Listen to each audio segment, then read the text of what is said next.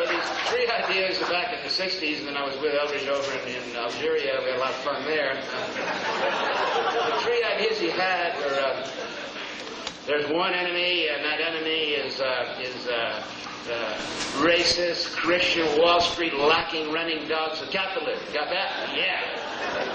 There's only one good cause, and that's Marxist-Lenin, and I got that. Yeah. There's only one solution, and you're either part of the solution or you're part of the problem, and that's the barrel of a gun. That's where democracy starts. Got it? Yes, sir. Well, now, Eldridge from Toronto, he's changed. He's a born-again Christian.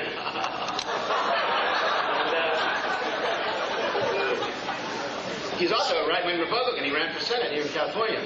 So when he's talking about this, he's saying the same things. Now the enemies, Marxist, Leninists, and so forth, and you got to line them up against the wall, mother flubber, and the cause is, of course, Christianity, and kill the barrel of a gun. So you can imagine.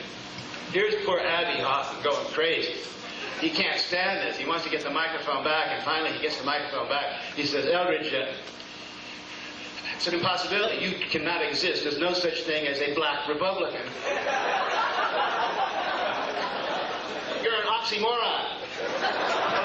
What are you calling me, man? You're an oxymoron. You're a contradiction in terms, like military intelligence or working press. There ain't no such thing. Furthermore, about this born-again Christian shit. I asked my mother about that. My good Jewish mother said, oh, no way, kid. I wouldn't do it again first time with you. So anyway, that was a pretty good debate. I've had one of them has Hunter Thompson, and boy, he's really. I want to ask a question for these guys later in the question period. I'll be glad to tell you more about it. The most interesting debates I've had this year have been with a man who for 5 years was the head of the DEA. Now, when they called me and said, would you like to debate this guy? Would I like to debate the head of the DEA? Would David like to debate Goliath? It was very interesting, and I learned a lot about Washington, D.C. from debating Mr. Peter Bensinger. He's, by the way, he's a nice guy. He's a gentleman. He's, I'm sure he's an excellent administrator. And he's a Yale man, but I won't hold that against him. And he's actually very intelligent and a nice guy. One flaw in his thing is that he doesn't know a damn thing about drugs. It's kind of interesting, you know, that the military and the police and these bureaucrats, they live in a germ-free society. They live in shells of bureaucratic, book kissing. You know, nobody had ever talked to Peter Bensinger, head of the DEA. He had 12,000 agents, 172 stations in 79 countries. And no one had ever, kind of challenged the insanity of his program. So when I would debate him, he'd say, hey, Timothy, sorry, you can't say that. I'd say, why? He'd say, well, it's against the law. I said, well, not against the law to say that. It's called a debate, remember? So this innocence of the bureaucrat was played to my advantage at the beginning because, you see, he would say things like in front of 1,000 college students on a Friday night, get it? He would say, boys and girls, marijuana is the killer weed. It isn't assassinate youth. It wasn't before, but now the marijuana you're smoking is 10 times stronger. And everybody does what?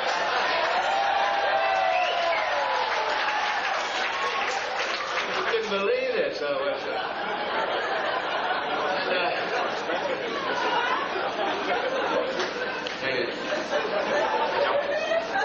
cocaine really works.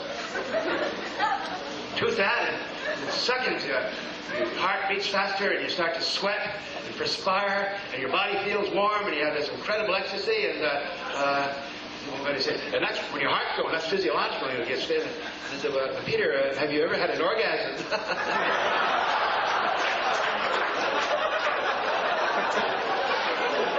Maybe that's against the law. Anyway, and it's amazing listening to the head of the DA talk about the drug situation. He would It's all mainly marijuana and cocaine. He's not worried about heroin for some reason. He's not worried about the real killers, no pills and all that. He got the killer weed and about kill, lethal cocaine. Hey, wait a minute. Let's have some ballpark statistics here. Okay, let's get the scoreboard out there, okay?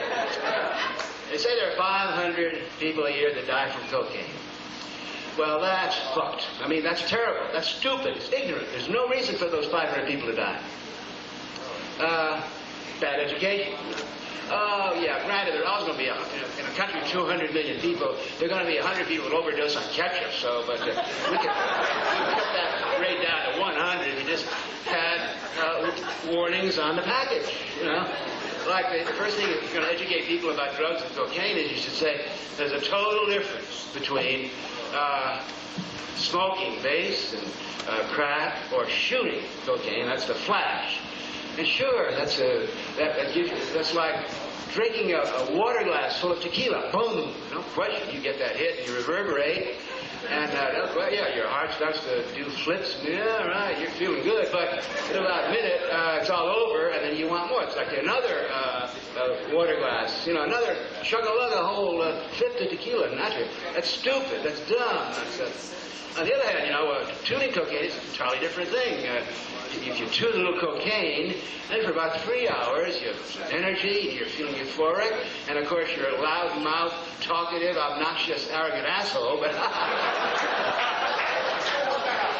but you're alive the next morning. And you're no more obnoxious than the average drunk or born-again Christian, so we got to live with it. Killing substances and killing lethal experiences that the American public is exposed to. How about handguns? You know, 10,000 people a year are wasted with handguns. See, that's against 500 with cocaine. Now, about the handgun thing is that the victims aren't, these guys with the guns aren't putting gunpowder up their nose. They're killing their wives, their girlfriends, or any stranger in the street. So, if you're worried about health of America, think about that. Or how about 50,000 a year die from drunken driving?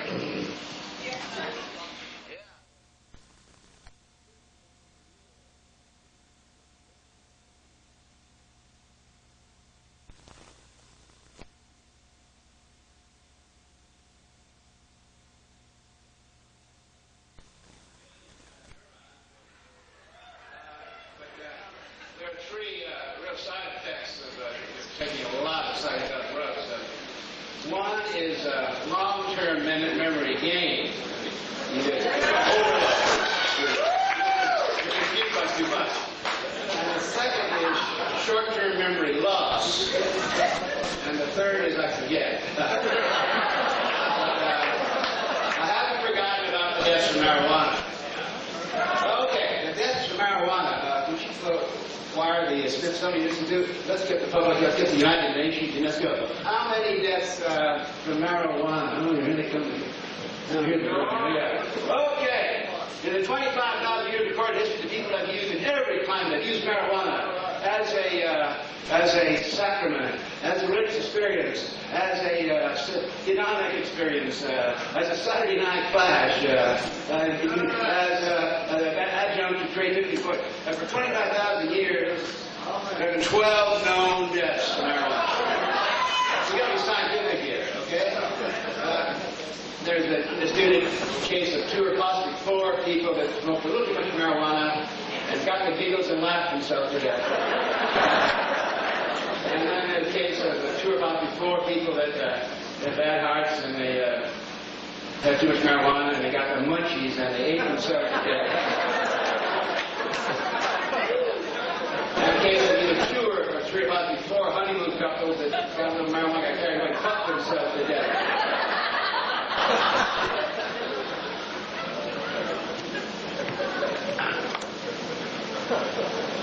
I'm not fun with that. By the way, talking about drugs, I'm going to make it very clear that, see, there's only one place where I agree with the Reagan White House. It's a fruit-loopy, nitwit, ring-ding, brain-damaged group of people at that White House.